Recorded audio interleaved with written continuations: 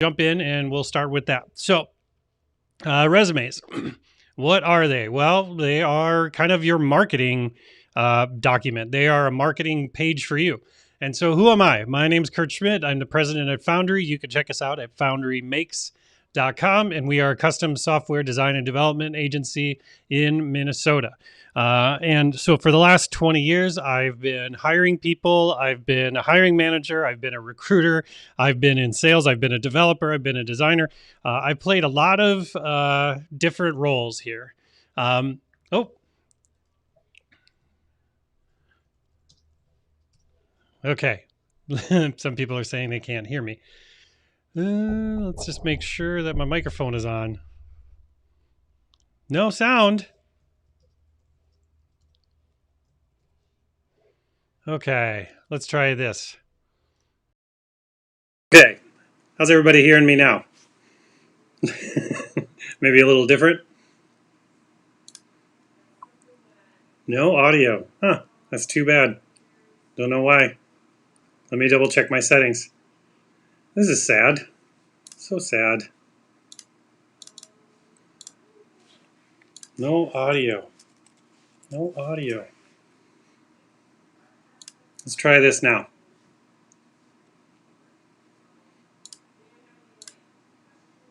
No, no audio.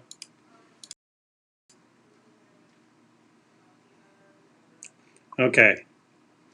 Oh, good. Okay, you can hear me now. Okay. Whew. Okay, good. All right. Let me just back up a second here. So, okay, thank you. Thank you, everyone. So my name is Kurt Schmidt. I'm president of Foundry Makes, and we are a custom software design and development agency. For the last 20 years, I've been helping people get jobs. I've been a hiring manager. I've been a designer. I've been a developer. I've been a project manager. And so today, like I said earlier, which you probably didn't hear, this is just the first part of some resume review stuff that I want to go through. There's going to be multiple parts. So if you have questions during this, feel free to ask. I'm going to continue on. So the important thing here, and one reason why I'm doing this, is because somewhere around the world, estimated, we've got about 26 million people out of work, which is amazing to me. We're getting closer to almost a 20% unemployment rate in some calculations. Now, again, politics aside, we could argue all those different things. It doesn't matter to me about the politics of it. What matters to me is, can we help people get to their next position, or can we help people get to the position that they really want to be at?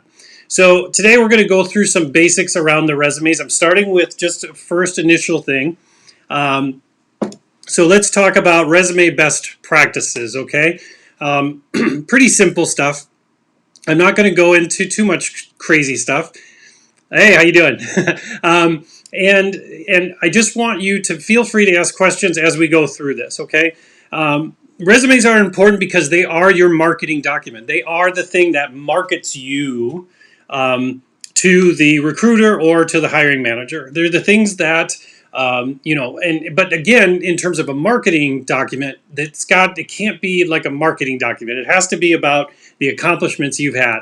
So today's talking points are going to go through 3 steps, okay? The importance of formatting, which is something I don't think people talk enough about.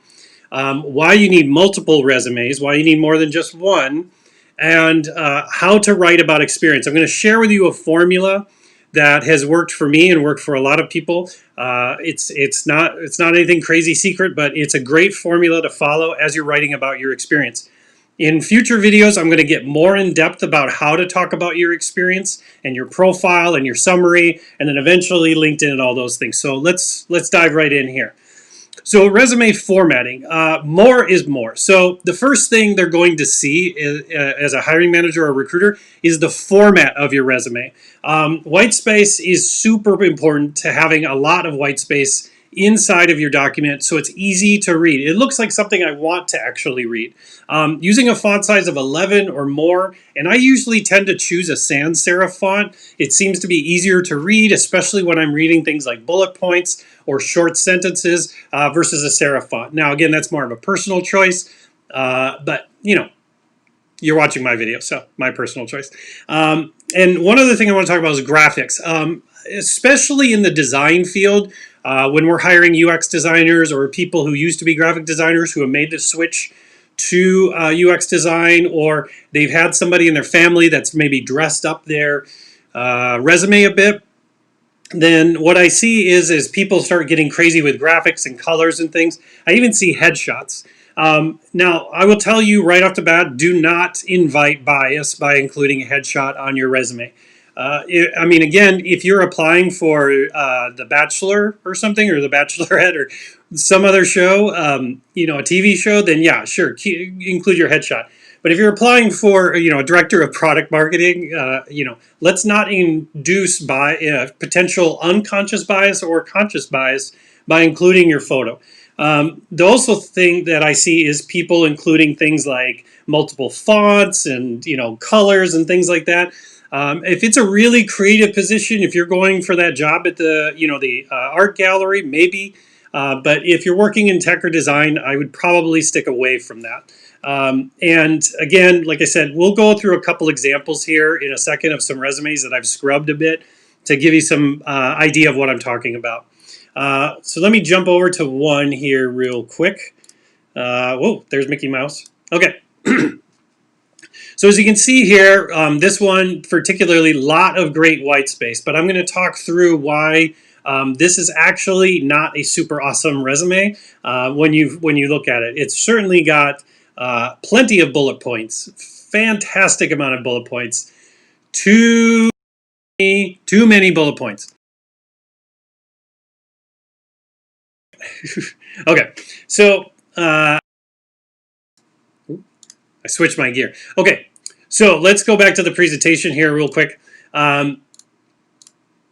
Many resumes. So the reason why I talk about many resumes is because there's two types of ways that you need to be using your resumes. One is for services and one is for direct applications. So when I say services, what do I mean? I mean like things like Indeed, Monster, LinkedIn, and then if you're applying for larger companies that use things like the ATS, what are they called?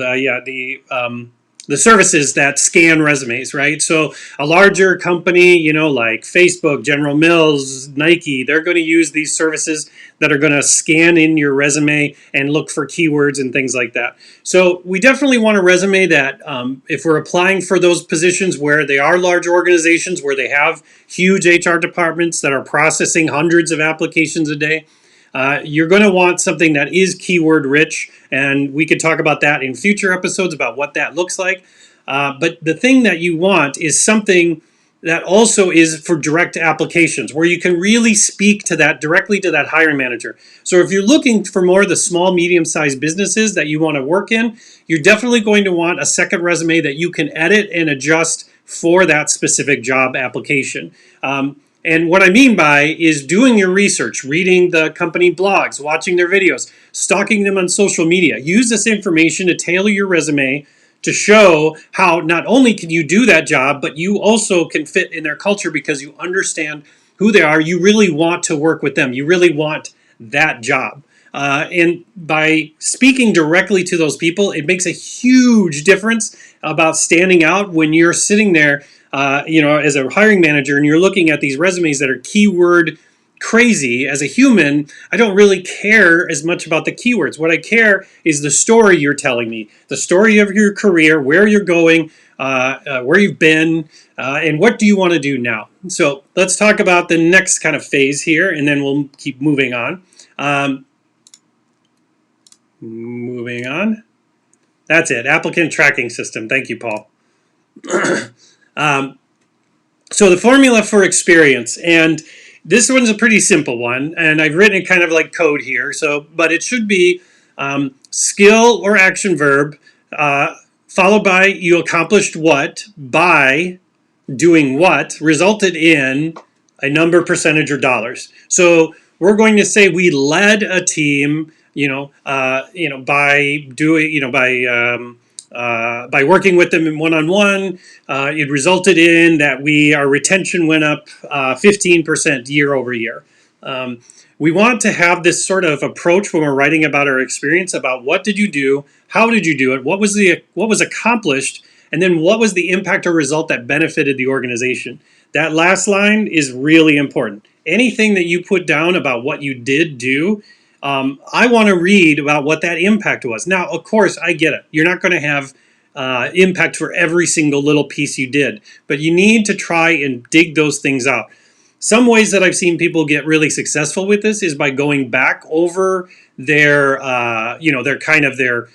sort of, talking with previous people that they've worked with, people that they've, people that manage them. Ask them, what impact did I have? What can you show me? Let me go back to one of these resumes here real quick. So here's a perfect example, right? This is a lot of what did I do, right? Infrastructure solution provider around various cloud agnostic DevOps tools. Well, to be honest, if you are a principal DevOps infrastructure engineer, I would assume that you understand and know how to work with DevOps tools. You're not telling me anything special or anything that I need to know here. Now, again, as you can see, this person has a ton of experience, especially in cloud, AWS, all these different things. That's fantastic. But if I really want to give somebody this high paying job that I'm looking for, or this person who could be a principal, right? Principal, I want to understand, how did you work within a team? How did you manage people? How did you work with the people, peers? How did you work with executives? I would assume a principal has some sort of experience in working with these folks. And so here, just seeing the work that they do, it doesn't really tell me a lot about what value they're going to bring to my organization, other than they know a lot of acronyms, lots of acronyms. It's great.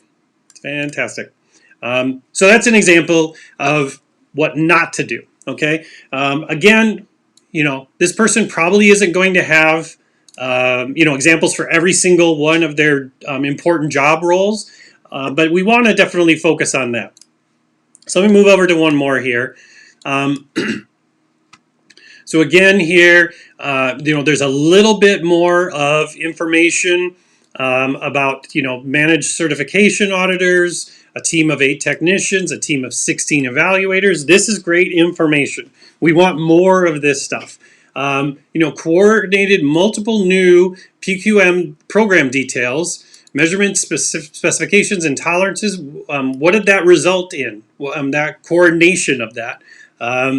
Utilize lean and efficiency principles for scheduling. What was the impact of that? Now, again, you're probably not going to know every single detail. You might have to fudge it a bit, to be honest, but you probably can figure out what those numbers are, at least within a decent range of where you're at. So you could take it by the amount of time you were there, by the amount of people it was impacted, and you could probably come up with some sort of percentage of impact or something along those lines. So here's where we want to get, like I said, as detailed as possible. Again, what I like about these that I'm showing you is there's a lot of good white space here. It's great. Again, here's a resume with a lot of keywords. Very impactful for those ATS, those applicant tracking services. That's great. But again, we want to have some sort of information here about the impact that this person had. So head up industry relations, understand client needs, and develop relationships for a $14 billion transactional portfolio. Yeah, that's great. It's a great portfolio. You did a lot of stuff. 800 million. Present at an event. Especially if you've got some experience in doing presenting or speaking or being a mouthpiece, as it were, for the organization. Those are great things to add in here. Okay, so I would definitely keep those things at the top of mind. Okay, let's move back to our presentation real quick. So here, like I said, what did you do? How did you do it? And what was accomplished? And then what was the impact, right? So what's our skill? What's our action or skill or action verb, right? The skill, like, mentored or led or developed. And that accomplished, accomplished what? By doing what? And that resulted in this thing, right? So again, you want to speak to people in a way that they can really understand what are you going to bring to my organization? If I hire you and I bring you in, what are you going to bring here that's going to be different or change up the way that we're going? Because again, people are not looking for people just to simply fill a role. They want a value add in the person that they're bringing in. They want somebody who is not just going to fit like a little neat little piece in a in a puzzle. They want somebody who's going to bring even more information to that. So I'm going to stop now for a second. If there's anybody who has any questions, I know I've got Paul here who probably has some feedback that he wants to give at the same time. I'd be more than happy to talk about that. But if you have questions or any comments you want to bring up at this point, like I said again, There is no 100% accurate way to do a resume, but there are definitely 100% wrong ways to do a resume. And if I go back in my presentation and I show you, the idea is that we want something to definitely be a value add, right? We definitely want something that is going to show how well you understand the position you're in, right? Let's go back, because there is a ton of people out of work. So let's go back here, and I want to talk about the talking points. The importance of formatting, right? So let me show you real quick. I've got a resume here that I wanted to show people. So it's kind of hard to read, and again, it's the webcam, right? But if you look, this is a good resume, but it is really crammed. This space in between these lines here is so crammed together. And the reason why a lot of people end up doing this is because they're trying to fit tons of information into like 2 pages. There is no rule that a resume can only be 1 page or 2 pages or 3 pages. Somebody told you that once in your life, and now you believe it. And it's not true. So again, we've got these areas here. It's just kind of cramped. Plenty of space here, that's great. We got a little area here for the summary. It's getting a little cramped to the bottom. But as you can see, what we want to do is we want to increase some of this spacing between here, even if it means that we have to eliminate some of these kind of filler things in order to keep our resume to a comfortable page size. That's really important. Sorry. So one last thing I want to talk about is the summary section here. Again, keywords, these are great. Having these keyword areas up here, it's great for, those ATS, those trackers. But it's also good if you want to specifically call out something that they called out in the job description themselves. So, keywords are really important for things like I said, like ATS. And okay, we got a question. Let's answer this question. So, talk more about using keywords to improve the likelihood you would show up in employer searches in LinkedIn, etc. Okay, so I'm going to be doing a special episode, coming up soon, specifically on LinkedIn and those keywords. But here's what I'll tell you. Having those keywords on sites where people can find you, like LinkedIn, or in those keywords, or in those resumes that you have keyword full, where you're putting it up on Indeed or Monster, and you're kind of throwing a wide net, like hoping recruiters will just siphon you in and pick you up. You definitely want to have keywords that are focused on the job descriptions you're looking for. So one of the quick tips I'll give you is going and assembling a group of those job descriptions that fit the kind of job you want to apply for. Go and take those things through like a tag cloud manager or some kind of thing. They got these things online where you can just dump all the text into a cloud thing, and it'll pull up the major words that are calling out. It's using those cloud cloud words, tag cloud. That's it. Amazing. This is why I'm the president. Tag cloud. So let's talk about bringing those things in. Then you can pull up like some really interesting stuff to find out what kind of keywords are really going to stand out for the job you're looking for. But like I said, that'll be a future episode where I'll be going through a lot of that stuff. So Paul here has a great little addition I'd want to add in here. So why would someone hire you? How have you helped companies create revenue, cut costs, made something more efficient, manage teams? This is, like I said, all again, excellent skills, especially because if you're looking for a position, not only just to fill a hole that somebody's trying to fill. You want to show leadership skills if you have them, or if you have, sort of the ability to lead. Meaning, have you led projects? Have you done presentations inside your organizations? And more importantly, if you have a job right now and you're saying, no, I haven't done those things to the position you're in right now, you should really be looking into finding those opportunities in your current role. And because again, those are showing those leadership roles. And I don't mean like you want to manage people, like you want to become a manager someday and you want to have a team of 50 people. That's not what I'm getting at. There's a difference between being a manager of people and being somebody who leads teams, leads projects, kind of is the go-to person, the solutions person, right? Kind of the glue that holds things together. Doesn't mean that you necessarily have to, move up to management. Now, to be honest, in some organizations, and I know Paul will join me in singing this praise, is that they are established in a way that they allow for structures to lay more flat and stay more flat. And they're looking for people that can lead in those areas because you get more autonomy over time. Now, the bigger the organization, sometimes the only way to grow and build your skills is to actually move up to a manager position. If you don't like to manage people, don't become a manager. If you feel like you could, be sure about it before you take the job. Look, everybody wants a promotion and more money and all those things, and management sounds like a great way to get it.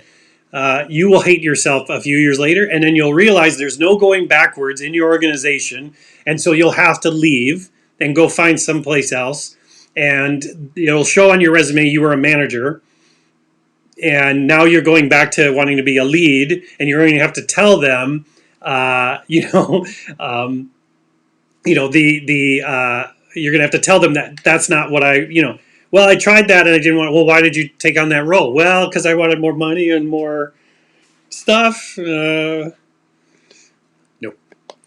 So, okay. So, I've got a question here from Rick. So how many positions do you recommend providing more detail on? That is a great question, Rick. Thank you for asking that. So, your first 2 or 3 positions, now depending on how much experience you have, the first 2 or 3 positions you have, you should be providing a ton of detail on those positions. But as you get further on, I would definitely lighten up how much you put in there. If you're the director of IT and 10 years ago you were a barista, unless it's relevant to the job you're getting into, like I'm going to get a job at Starbucks as a lead developer, then maybe leave the barista piece out. A lot of people want to show a long resume, but if they're asking for 10 years plus, then you want to show 10 years plus information. But if they're asking for five, some of these 3 to 5 years, the mythical 3 to 5 years, the mythical 3 to 5 year experience person, they don't exist, first of all, but that's where you want to really focus in on those what they're asking for. Again, that's why we want the 2 resumes, right?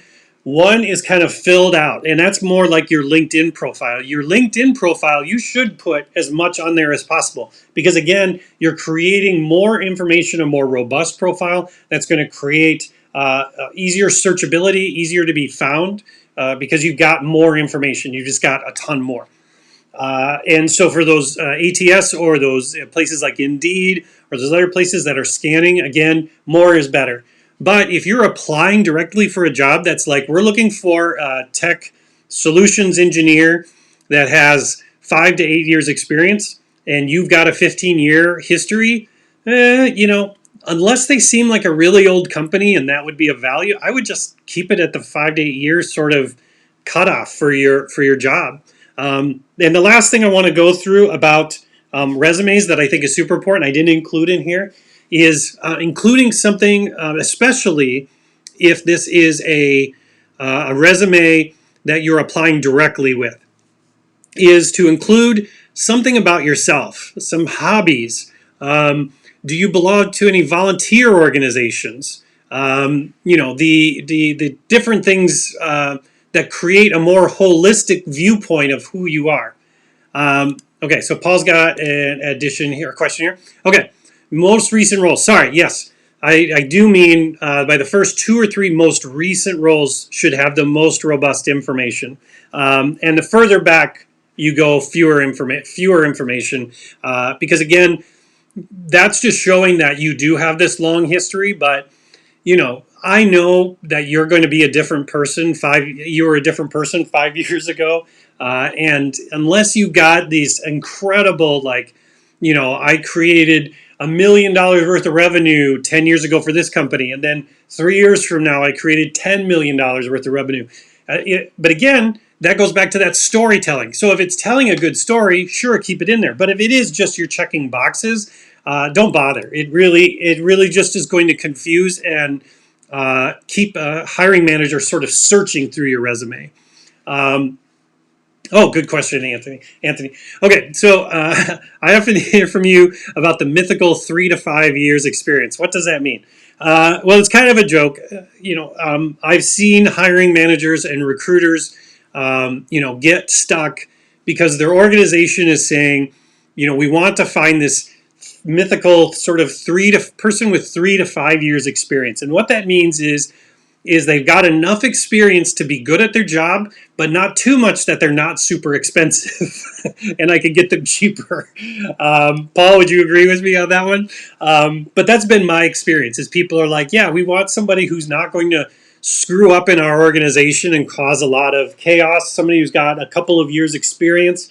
But I also don't have to pay them a ton of money because they're still newer at their job. So it's this sweet spot that people are trying to get to. And to be honest, it just doesn't exist. The most of the people I know with that 3 to 5 year experience sort of range, they have jobs. They already have a job. They already are fine where they're at. So the only way you can pull them out is either with selling them on a better culture, more money, promotion, those types of things where they're not seeing it happening in their current organization. So that's what I mean by the mythical 3 to 5 year sort of experience range. People are looking for that, but it really doesn't exist, not in the sort of scale and volume that I see people asking for it. And I know that my recruiter friends who are listening into this understand what I mean. They're probably constantly getting hit up for, well, we're looking for somebody who's under a certain amount, but they're over a certain amount in experience. And finding those people finding those people that are ready to make a move is just really hard. So, but that's not to say that if you understand that people are kind of looking for that and you're trying to find that next job, it's okay to kind of, set up your resume and things in a format for that, right? That show that you are kind of that person. All right. Thank you, Paul, for the confirmation. But yeah, so the last thing I'll say about resumes, what I kind of touched on before I jumped into questions there, was just include something human about yourself. I want to, I want to know you're a person because you see a lot of these first interviews these days are more cultural in nature. Are you going to fit in well with the team? Are you a jerk? Do you work and play well with others? In this, oh, there it is. Paul jumping in. Yeah. Don't have to train. Don't have to pay as much. Yep. That's basically it. That's perfect answer to that question. So include something about yourself. Do you like mountain biking? Do you volunteer for the PTA? Do you what do you like to do? Show me that you have some of those that holistic person, because that's who people are hiring more than ever these days. Because again, we have Google. People are going to Google you. Okay, so they will Google you, and if up comes this ton of stuff on Instagram and these other things, that's great. If it's all hunky dory stuff, again, it might not be. I don't know. Pete with a comment here. That reminds me of the search for the individual has over 10-year experience, but the employer wants to pay entry level or lower salaries. Yes, yeah, that's a thing, and sucks. Again, I wish those people luck as they try to find these, these sort of unicorns out there. And don't get me wrong, like I am totally guilty of this. In my organization, I have hunted for unicorns my entire career. And you know what? I've been lucky to find some, but they weren't because of their resume. Okay, they were because of referrals. They were because of people that I've met at networking events or at conferences or presentations. People came up and introduced themselves, and when I say come up, I mean virtually too. They're reaching out to me on LinkedIn and asking questions like, "Wow, Foundry looks great. I would love to get a job there someday. What does it take to get a job there? Can I steal 15 minutes of your time? Can I steal 20 minutes of your time and just pick your brain about that stuff? Um, as a person who's a leader in an organization, I love to talk about my company. So these other places, that's how you can start to build a relationship before you kind of slam your resume in front of their face and say, okay, you're going to hire me or what? So that's what I'll say on that. Okay, so I want to end it here. And I appreciate everybody coming in and jumping in. I'm going to be doing more of these on Wednesday this week, same time, same channel. I'm going to be doing another live show at 2 o'clock. Paul, who's on this channel, he's going to join me for one of these soon, right, Paul? And then we're going to be talking to a few recruiters over the next couple of weeks because I specifically want to get their intake on what they're looking for, but more importantly, what are they looking for now versus 6 months ago, maybe when you started looking or were thinking about looking. What are these people looking for now? What is jumping out to them? What are the things that you can do that kind of set yourself apart from the rest of those people? So please join me for more episodes. I'm really excited to be able to do this. Thank you so much for joining me. And if you know people that are looking for work or they're looking to step up their game or move up in their organization or move out of their organization, please share the channel with them and have them come by. I would love to help answer questions. I'm trying to make a big impact on this, at least as best I can, on helping people recovering from a lot of job loss, a lot of people doing career switching. I'm going to be doing a whole series on career switching too coming up too. So like I said, join me for all of that. I'm really glad that you're here. That's all I got for today. So thanks for joining me, and hopefully I will see you on Wednesday. Thanks, everyone.